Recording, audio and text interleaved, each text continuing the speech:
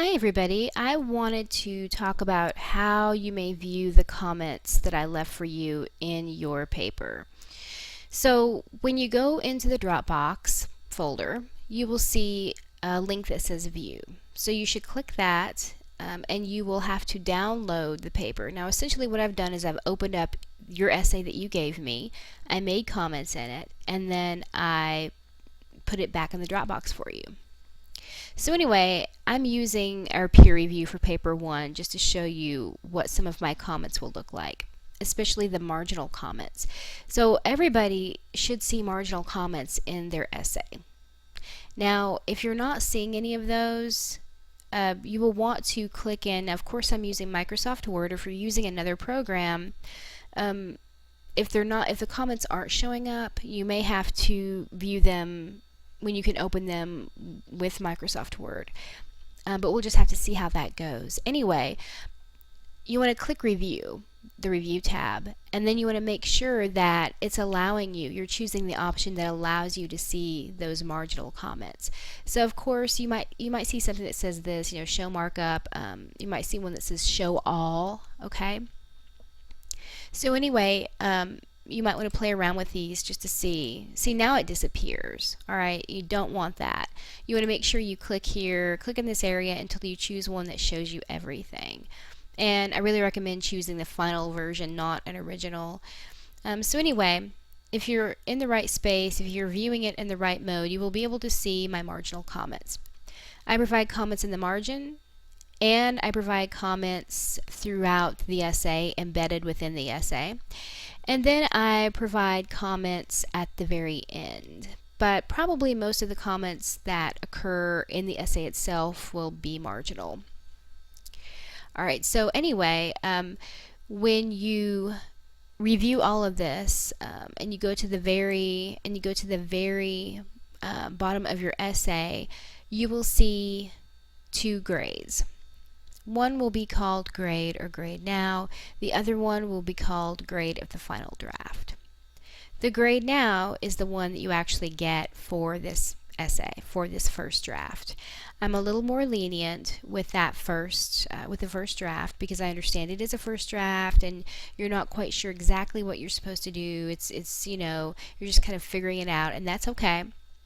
But that second grade tells you a more, I guess, genuine grade for this kind of essay.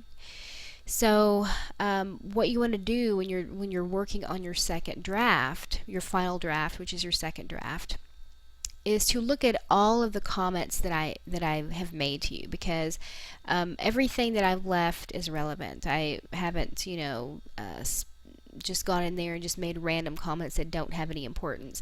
So you want to look at everything. And then you want to make revisions and corrections as needed, because you want to imagine that second grade, that grade at the final draft, you want to try to get that as high as you can.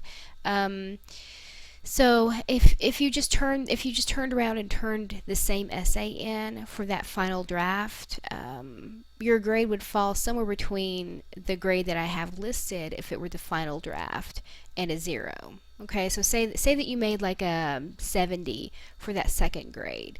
So your grade would fall somewhere between 0 and 70, because in the syllabus I say that if you don't make any revisions, you're not going to get any higher than an F. Okay, so just keep that in mind, because one of the goals of this class is to work on the process of writing, and a huge part of the process is revision. Okay. And it's very important to me to let students know where they stand. So I like to tell you, okay, this is how I graded this as far as a first draft grade. I'm more lenient. This is the grade you get. But I like to be very honest with you and tell you, as far as quality goes, as far as meeting the guidelines, meeting the standards, this is the grade you get if I were grading this as if it were the final draft. Okay, so what you will want to do is look at all of the comments. We have some comments that are more higher order concerns, such as do you have a main idea? Is it organized in a way that is clear and appropriate?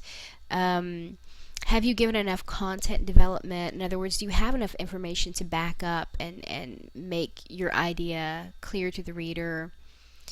So those kinds of issues are considered really higher order concerns. The lower order concerns tend to do with sentence structure, uh, maybe word choices, verb tenses, other grammatical concerns.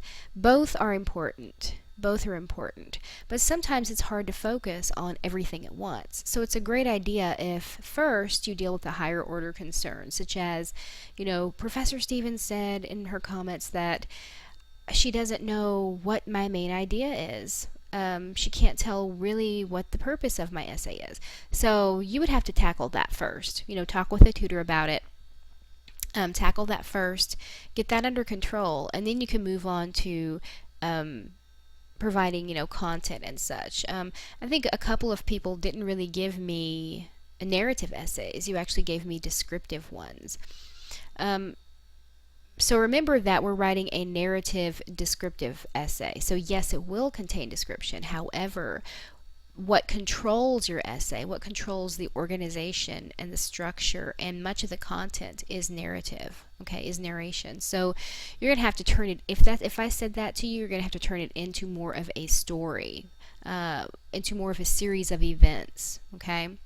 So that's what you will have to work on if that's what I said to you.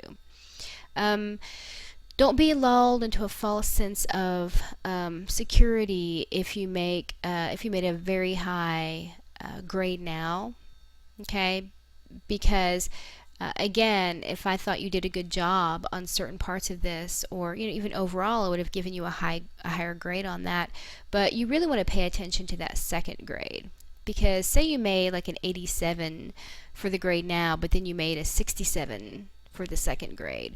Well, what that tells you, that huge gap, that huge discrepancy, tells you that if you want to get a high grade for the second draft, you're going to have to do a lot of work, okay? And I've pretty much told you in the comments everything that you need to know.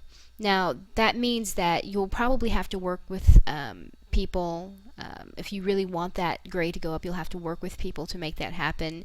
You will have to look in the Prentice Hall reference guide to find, like say if I told you have fragments, well, oh gosh, what is a fragment? How do I fix it? Okay, you have to ask yourself that, and then go into the Prentice Hall reference guide, look that up, and see what you can do to fix that in your essay.